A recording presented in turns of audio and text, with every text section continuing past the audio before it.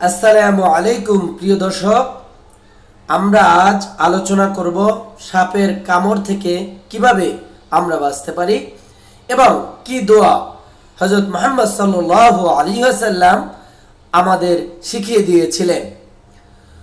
এই দোয়াটি আমরা অবশ্যই সবাই পড়ব। পড়লে ইনশাআল্লাহ আমাদের আল্লাহ সাপের কামড় থেকে রক্ষা করবে। তবে একটা কথা সবসময় মনে রাখবেন, সাপের কামড়ে কখনোই কেউ মারা যাবেন না।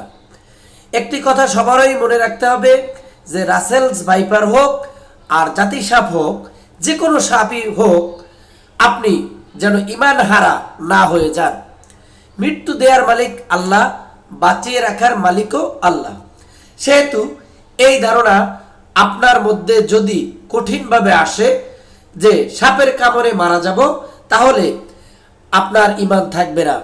কারণ বাঁচানোর মালিক আল্লাহ, মৃত্যু দেওয়ার মালিকও আল্লাহ। সেহেতু আল্লাহর প্রতি আমরা অবশ্যই বিশ্বাস রাখব।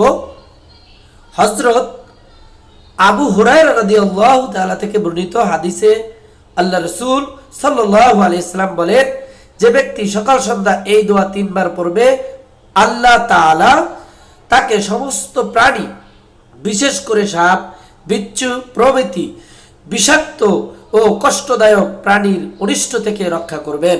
তিরমিজ দোয়াটি হলো আউযু বিকালিমাতিল্লাহি তাম্মাতি মিন শাররি মা খলাক।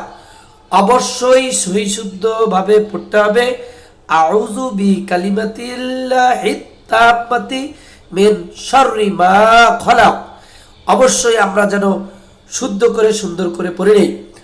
অর্থ, আমি আল্লাহর পরিপূর্ণ কালেমার দ্বারা প্রত্যেক শয়তান, বিষাক্ত প্রাণী এবং প্রত্যেক কুদৃষ্টির অনিষ্ট থেকে আশ্রয়